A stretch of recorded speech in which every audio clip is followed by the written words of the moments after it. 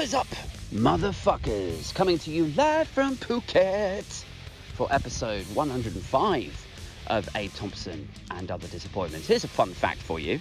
I started recording this episode. I got about 20 minutes in of sharing my thoughts and feelings about US politics, and then I started getting followed by this manky fucking Phuketian cat, if that's even a word. If any of you have been to Thailand, you get like wild cats walking around, which is fine. You know, I'm not judging. They're basically homeless cats, and they look it, right? But that's fine. But homeless cats or homeless people, like if they follow you around, and especially if it's a cat, right, just meowing while you're trying to record a podcast, and you already feel self-conscious. You're already walking around weird car parks and back roads, trying to get somewhere that's relatively quiet so you can do these things. And then this cat walks up, like constantly meow. It's like, fuck off. Like, I'm a cat lover. I'm an animal lover. But more than that, I'm a podcast guy.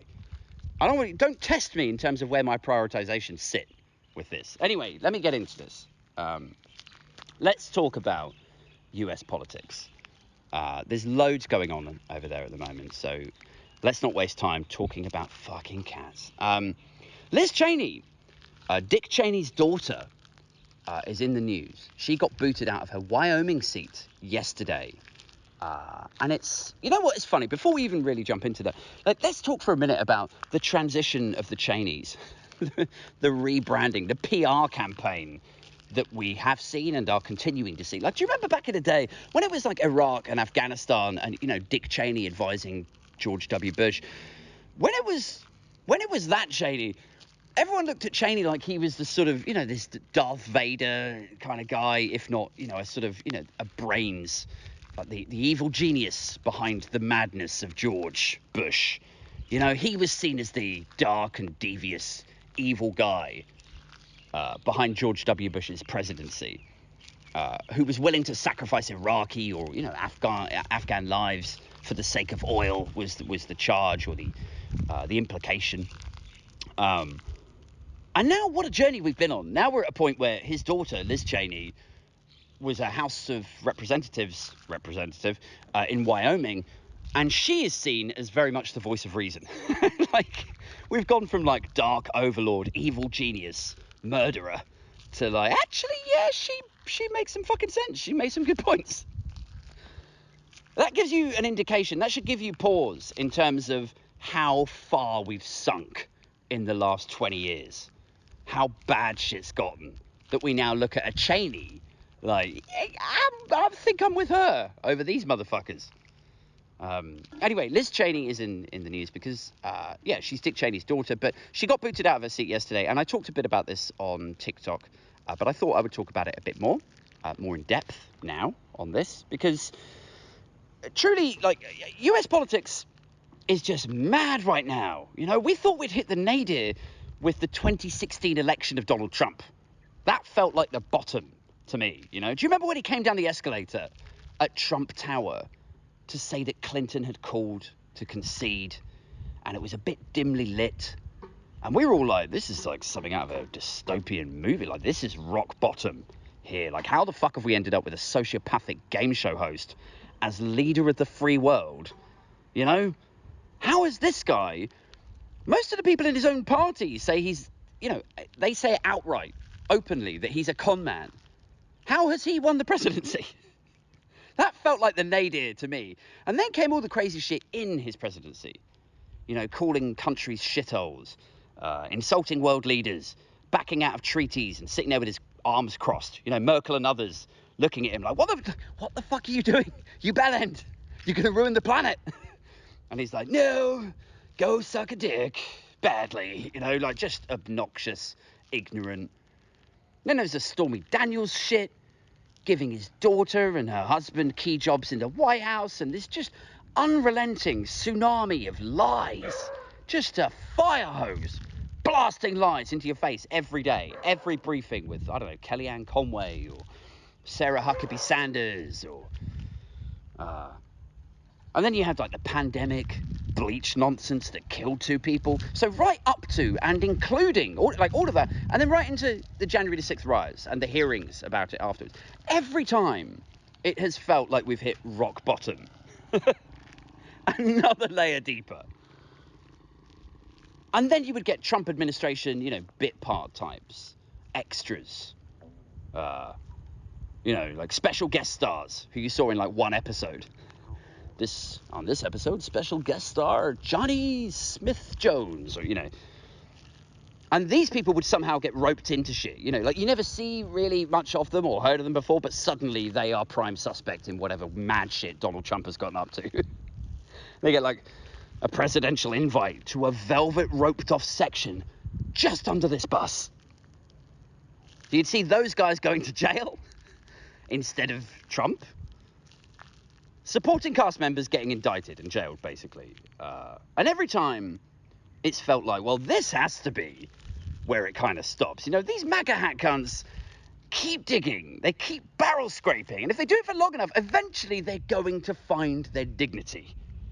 Eventually. Like it's been dead and buried so long, so deep down. But eventually we're going to get there. But not yet. It's like not yet should be the tagline. Like if I ran a newspaper or, even a half successful fucking, news or blogging website, hashtag Funk27 guys. But if I ran like a half successful one and we were covering the ridiculousness of Trump fanatics, I would put all of the stories under that heading. You would read like a headline. It would say something like, Orlando man with trunk full of explosives says Trump came to him in a vision and told him to blow up the State Department building, And you would read this like, whoa, what the fuck? Like that is really fuck. Wait, what section is this under again? Scroll up. Not yet. Oh yeah, cool. Okay, we're not there yet, guys. Still no dignity, just brainless, seance-possessed Trumpsters blindly following his light. So yeah, America is mad. It's nutty. It's just granddad with no pants on calling his granddaughter by his dead wife's name, pinching her ass. It is Looney Tunes. That is the level that American politics is currently pitching at. And I feel bad when I say shit like this because people quote tweet me and they share stuff around and they say the world is laughing at us. And I really want to say we're not. But that would be what we call a lie. I don't want to fill this podcast with lies, guys. Now you might be hearing this and you might be going, well, yeah, but like none of this is new, Aid. This is hardly groundbreaking. What I'm listening to. The Yanks have gone a bit potty. Is that profound? The Yanks have gone potty. Profound stuff. Great. Can't wait for the next episode. So let's update things a bit. Let's get a bit more specific. So Liz Cheney was ousted from her seat yesterday. It's quite a big deal because of who she is in Republican circles, who her family is, but also because of who she's not, right? Like in Trumpian circles. Cheney was a House representative for Wyoming since 2017, right? And back then, she got 70% of the vote. But now she's been effectively replaced by the Trumps for her role in leading those January the 6th hearings and for voting for the impeachment of Donald Trump, for disloyalty, for not kissing the ring of the new Lord and Emperor of conservative America. Or in her words, and I watched her resignation or, concession speech yesterday. She said she could have gone along with Trump's big lie, that the election was stolen. She could have gone along with that and she would have retained 70% or something close to it. But she felt that she couldn't do that in good conscience. And she felt it was right and proper, for someone in public office to take a stand, to say no, to ensure that there were standards, that there would be repercussions for the people who incited the riots. And, unsurprisingly, that made her an enemy of the Trump family. Like the Trumps are often compared to a mafia organization of sorts.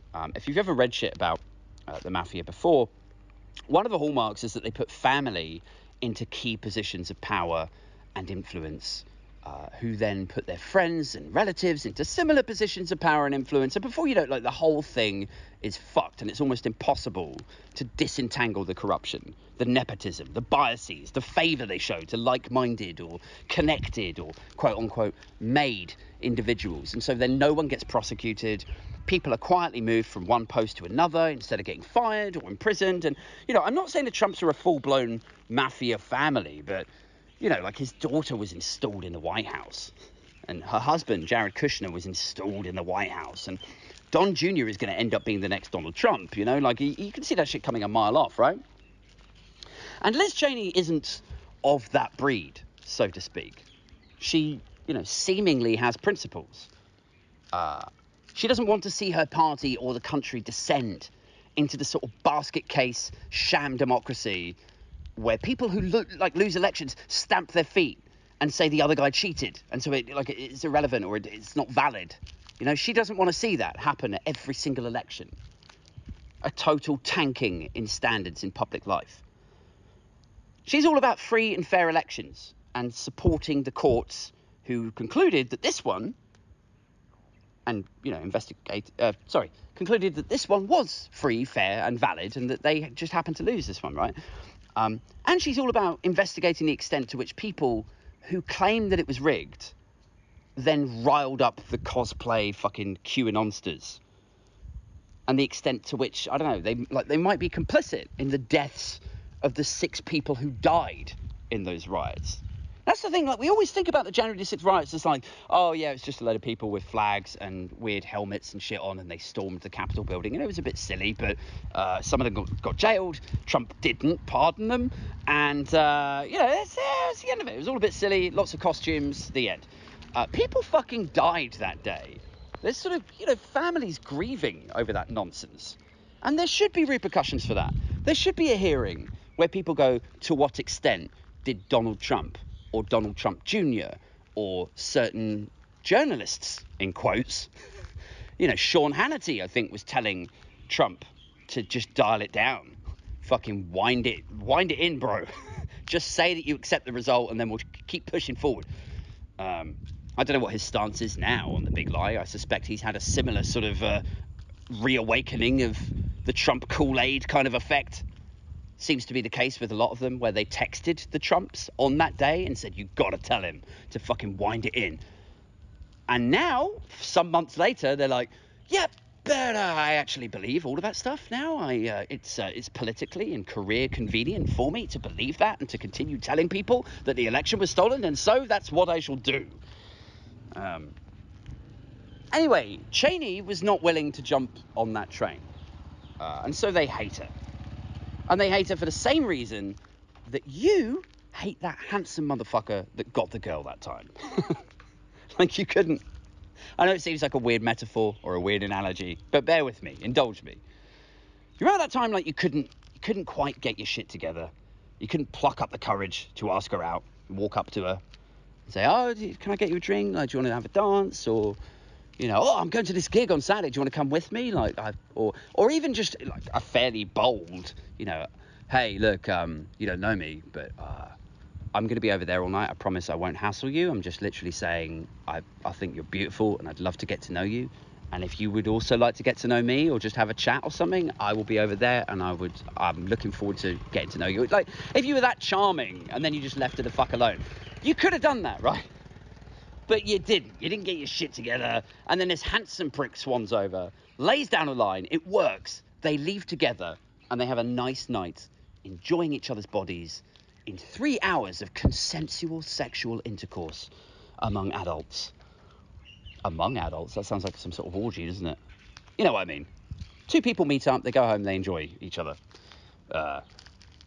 Meanwhile, you're at your mate's bedsit, having like after pub beers, hating that guy for no reason other than the fact that, you know, you're shit and he won, you know, for want of a better word, you know, and you're not emotionally mature enough to be gracious or to learn from that shit. That is the sort of behavior that men exhibit when they're like 20 years old, before their frontal lobe has fully developed, before they've learned that, I don't know, like, you know, people don't like that sort of behavior. people like before we've learned that being a whiny bitch about it is actually completely counterproductive, because if you're a whiny bitch, like, no sane woman is going to go, you know what, I wasn't going to fuck you, but now that you've gone all immature and weird about it, oh my god, yes, fuck me in the ovary pond. Like, and none of the guys are going to listen to this shit. Like, oh yeah, he's a right laugh, yeah, get him down the pub next time. Like, literally no one wants to hear a grown man moaning that he didn't get the girl. No one. It's a Spotify list with 0 plays. And if you did listen to it one time, the next thing the algorithm would serve you is a kick in the balls. Like, don't be such a fucking pussy.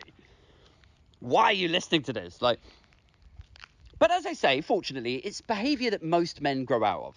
Most men are schooled or learn or just conclude that it's charmless and it's unproductive. But I guess, like, if you're a billionaire or live like a billionaire on borrowed magic monopoly money, as is the charge with Donald Trump, or, you know, if you're the son of someone like that, you probably don't have to learn that shit. Because whenever these scenarios do present themselves, you could just be rich and obnoxious about it, you know? I imagine, like, people coming up to Don Jr. when he's behaved in this way. Like, cast your mind back 20 years or something. You know, he's 23, fresh out of college, goes to a bar, likes the look of some girl, and she goes home with this other guy, like Jeff, or, you know. And then his friend, you know, he acts up about it. His friend comes over, like, Don Jr., you need to have some fucking dignity. You know, she fucked Jeff because Jeff's a good dude, and they both like rock climbing. Not everything's an attack on you. And frankly, when you're like this, I'm not sure I want to be around you. You know, like, giving it to him straight. That's his best buddy that says that to him. But then maybe, you know, if you're a rich and obnoxious prick like Don Jr., maybe then you're like, well, I'm fucking Don Jr. I don't need you. Here's $100,000.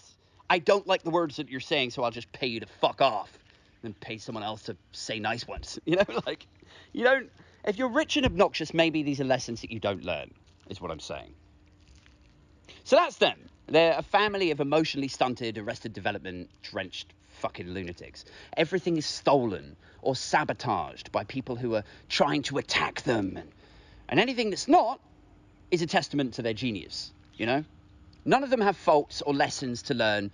It is everyone else. It's the Democrats, it's the media, it's Clinton, it's CNN, it's foreign countries, it's North Korea and small C conservatives. Everyone else has problems and faults and things that they need to learn and stop being a loser. And, you know, learning is what others must do to attain the successes and prestige of the Trumps. And that clearly includes Liz Cheney in their eyes. And so they fielded a second Republican candidate in these primaries in Wyoming. And that candidate is a MAGA nutcase who believes and purveys the big lie that the election was stolen, that Joe Biden rigged it somehow. That candidate has just got more votes than Liz Cheney. And so that's how she's been ousted. But make no mistake, that is absolutely a sort of vindictive, vengeful attack on Liz Cheney to punish her for speaking out. It's been an exercise in speak out and see what fucking happens, you know? It's an American House of Representatives take on chat shit, get banged, you know? And it's quite jarring to see this shit, because if, like me, you quite enjoy the idea of having an America across the pond that's a Western liberal democracy, and, you know, yes, they can be a bit weird with their Elvis obsessions and serving eggs and grits, or, you know, American football, or their wacky sitcoms, or, you know, but we quite like the idea of having this big, strong, relatively stable democracy nearby. The special relationship and all that. And if that's you, like me, then the idea that the Trumps have ostensibly, you know, ousted, ejected from power a moderate conservative for daring to ensure that they face consequences, then that should worry the fucking shit out of you, as it does me. That should make you think, so when the odds-on favourite for the Republican nomination maybe gets back in the White House, when that maybe / definitely happens, because, you know, this is the world that we're living in. Obviously, it's going to happen. We now know that it's virtually impossible for any of his side to speak out. And, if they win the election, then they'll have the majority. And so there will be no controls. There will be no mechanisms to hold them to account. If anyone does speak out, if they do find their fucking balls and decide to start saying the same shit that they used to in the Republican nomination competition-y bit. Do you know what I mean? Like, back in the day, when it was, Marco Rubio or Ted Cruz, and they were going up against Trump for the Republican nomination, when it was that, these guys actually had balls. Then they would say, well, this guy is corrupt, he's a con man, his sums don't add up, he doesn't know what he's doing, he's uncouth. They were all about criticising Donald Trump. But since then, they've adopted a position of careerism and opportunism. And as ever, with Trump's nonsense, there's echoes with Brexit with this, right? Like, there's the moderates, the few sane conservatives left, and they're being ejected from their seats in the same or very similar way to Johnson deselecting or forcing out his moderates. People like Anna Soubry, Amber Rudd, Dominic Grieve, Kenneth Clark, politicians that, I'm sure I'd find a lot to disagree with on a variety of fronts, not least austerity and benefit cuts or savaging the NHS and so on, but who undoubtedly had, conscientious minds, people who could hold a measured debate without reverting to mudslinging and more opportunism and baseless lies and theatrics. But with Johnson and Brexit and that 2019 election, that was it. They were gone, deselected, ousted. And then what are you left with? Nut jobs like Mark Francois and Fabricant and Dorries. And then stateside, the same thing's happening. And what are you going to be left with? People like Marjorie Taylor Greene. And this new Wyoming representative now, Harriet Hageman.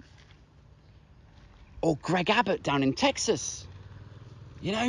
Just a complete tanking of political caliber. Just opportunists, chancers, liars, overly theatrical flag fuckers who have nobody's interests at heart, but who, they rely on this sort of plastic patriotism and permanently instilled fear that the other side want to come in and take something from you, That seems to be how they operate. Not in tabling policy ideas as to how they would improve the lives of Americans or Brits, but just in instilling fear, in amping up fear of what the other side might do if they got in, We see that with the, Tories in the UK, when they demonised Corbyn, and they're doing it again with Starmer, and they did it with Miliband. They'll say shit like Labour's strikes or a vote for Starmer is a vote for communism, Like just over-amped, fifth gear fucking nonsense.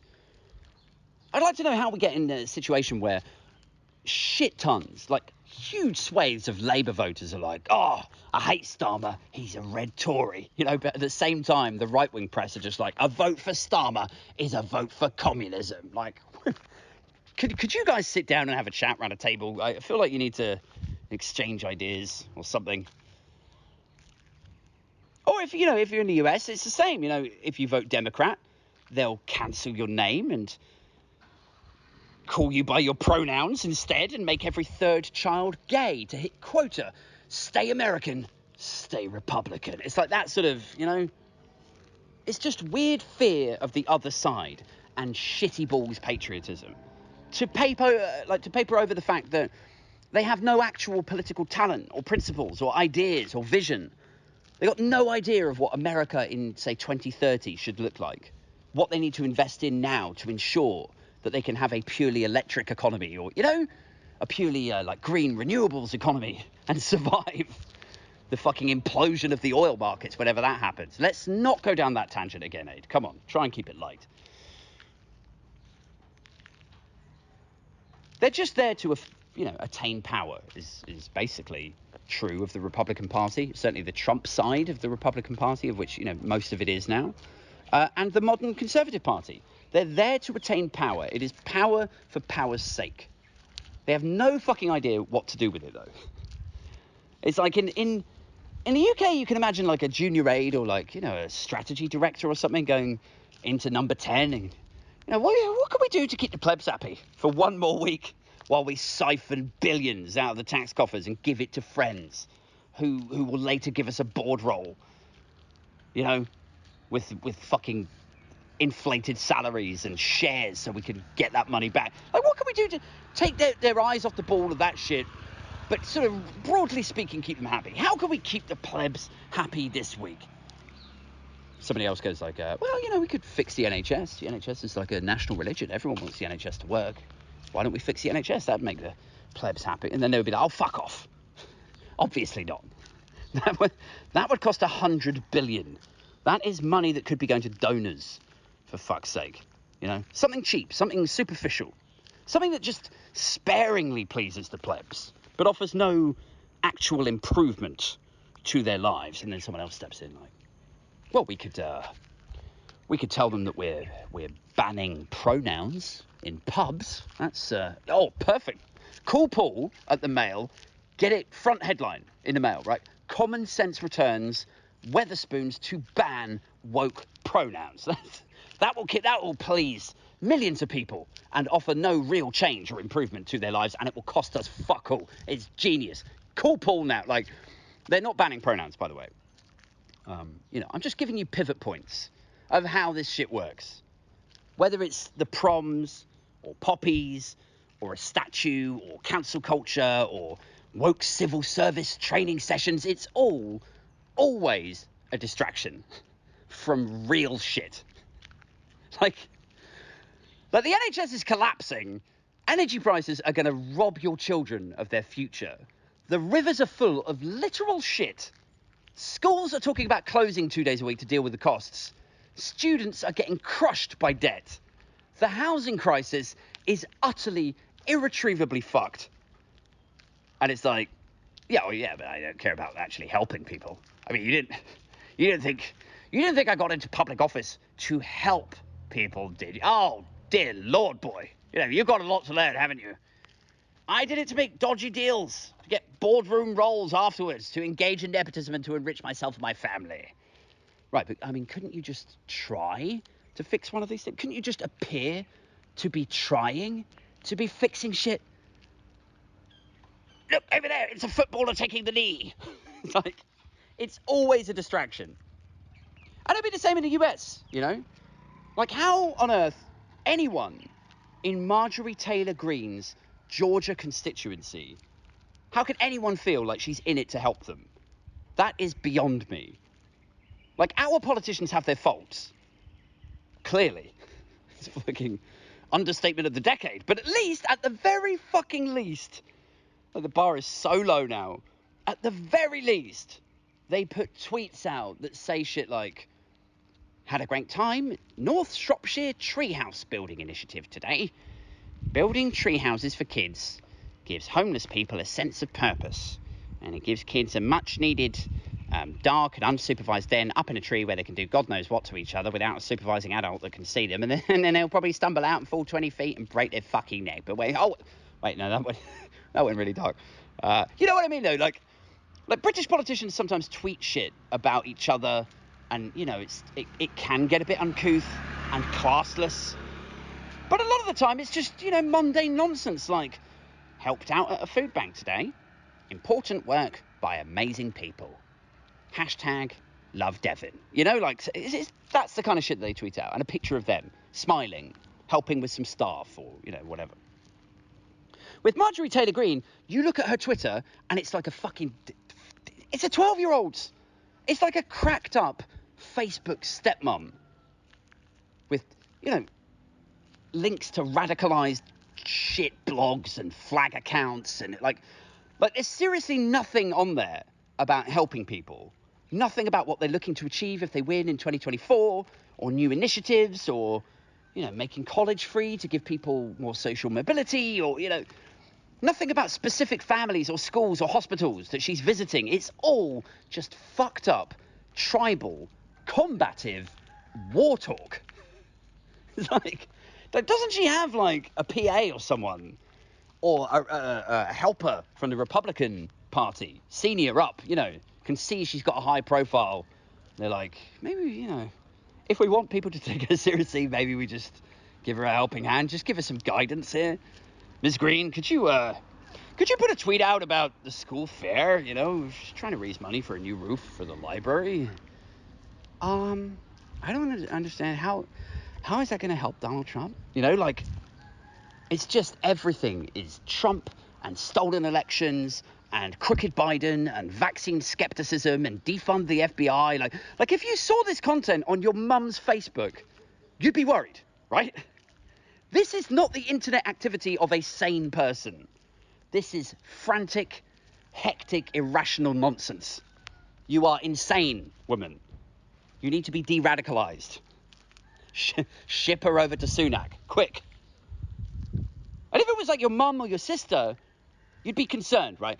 And you wouldn't necessarily take everything she has to say 100% seriously. But this bitch is a sitting congresswoman, like who in Georgia is looking at, like, what even is she looking at in Georgia to improve things? Like, who's reading her Twitter feed and then go, yep, she has my interests at heart, or yep, she seems like a rational woman with her head screwed on. No, nobody could read her Twitter and be like, yes, she seems like a congresswoman. Everyone should read her Twitter and be like, she is fucking nuts. She's not dissimilar to Nadine Dorries. She's like Nadine Dorries with a fucking opioid addiction. I'll tell you what she seems like. Incredibly impressionable, insecure, devoid of self. And so then she, chases after things to fill that void. And probably has some sort of psychological tendency to cling on to people that she thinks are strong men. Possibly over the relationship with her father when she was a child, or over some other kind of trauma with a major male figure in her life. I don't know. But that's my armchair psychologist diagnosis for you. Anyway, listen, guys, this has been fun. I hope that this has been half interesting for you to listen to. I don't know where we're headed with regards to US politics. I would playfully speculate that the Republican Party, the Trumpification of the Republican Party now is near complete. I think if moderates are seen to be getting ejected and ousted by the power that the Trumps hold over them, then they will quieten down. And this is the thing, like, we always like to lambast and criticize politicians when we're like, have some fucking balls. You're here to serve the public. Why can't you just stand up and do the right thing? But if you put yourself in the position of the politician, they have, like in the UK, they've got their 80k salary. That salary will be allocated to a mortgage and this, and then school fees, and then, whatever else, and their car lease. And before you know it, they're down to the last, like, £300 a month.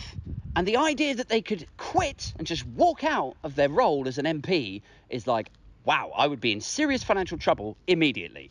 So they hang on in there and they say what they need to continue to hold on to that job. And I kind of get it, It's a lack of choices. Yes, they should be more financially responsible. They should save money to cushion the blow if they do have to walk out, especially if it's in a public role.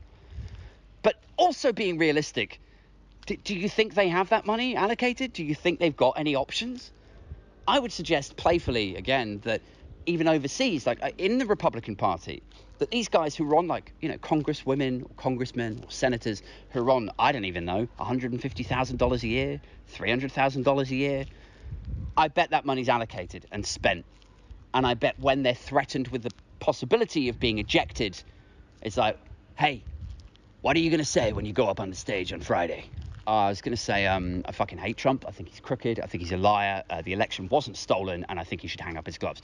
Oh, really? Well, we're going to put the entire weight of the Trump family behind getting you ejected from your fucking seat, and you got no other shit. You got no options. Nobody's going to hire you. Blah, blah, blah.